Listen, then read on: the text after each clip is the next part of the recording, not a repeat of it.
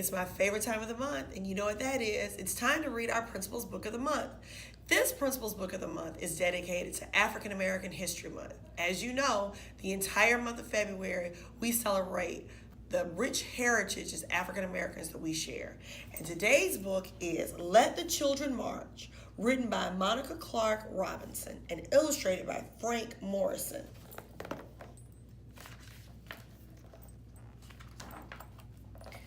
"1963, Birmingham, Alabama.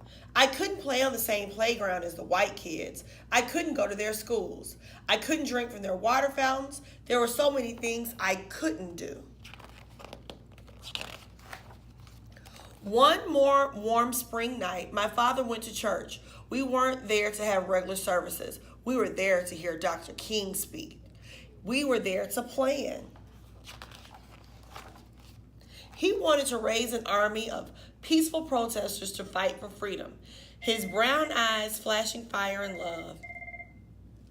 Dr. King told us the time had come to march. If I march, Mama said, I'll lose my job sure enough. I can't march, Daddy said. I've got a family to feed. The weight of the world rested on our parents' shoulders, but this burden, this time, did not have to be theirs to bear. I don't have a boss to fear, my brother said, or a job to lose. We can march this time. We'll be Dr. King's army, I said. I'll be fine, Daddy, I promised. Don't worry, Mama. Dr. King didn't like children being put in harm's way. He was a daddy too, after all. But he said that though we were young, we were not too young to want our freedom. Let the children march. They will lead the way.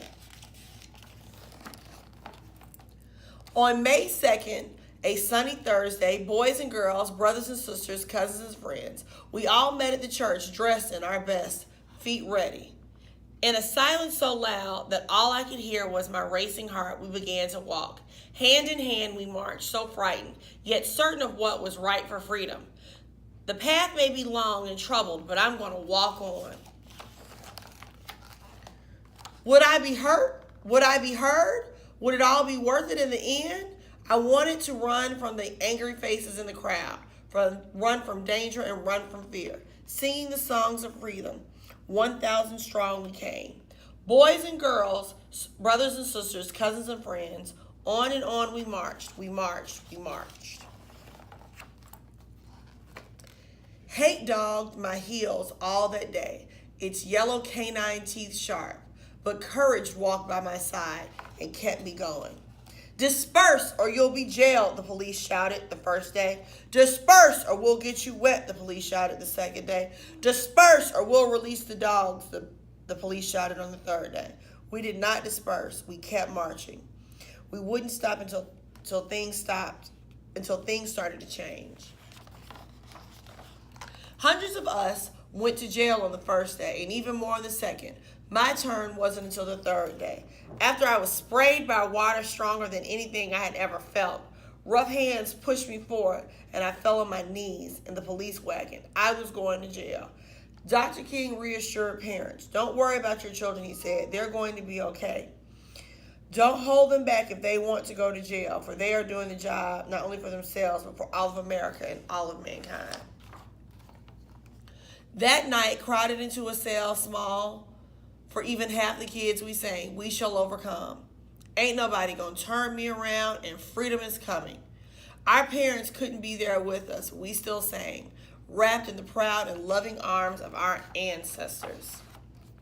I was still in jail, but we heard the next day and the next more kids march. The water hoses they used to sing us could not stop our fierce tide. The path may be long and troubled, but I'm going to walk on. Turn the other cheek, we had been taught. Show love where there is hate. The world watched as hate bruised us. For 7 days we walked in love. The jail swelled to bursting, and even President Kennedy took notice. Daddy said the president received letters and calls about us from all over the world. Our march would become a memory, a small part of a larger story, but we had to be heard. The seeds of the revolution were sown. 2 days and nights I stayed in jail. Some stayed even longer. When I left, we were tired and sore, and my best dress was ripped. But my smile was as wide as the Mississippi River. I had made a difference. I'm so proud of you, baby girl, Mama said. Your march is what made them see. With nothing more than our feet, voices, and courage, we had done something that others could not. Change was right around the corner. We felt it like a cool breeze in Alabama August.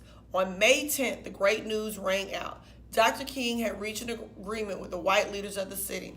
Desegregation would begin. 1 month later, I was playing on a playground I had never been allowed to play before. 2 months later, my family ate a dinner where we hadn't been allowed to eat in before. Our march had made a difference, and we children led the way. Singing the songs of freedom, 1,000 strong we came. The end. I hope you enjoyed this story, and it's a very true story about the children marches of 1963 that happened in Birmingham, Alabama. Have a great day.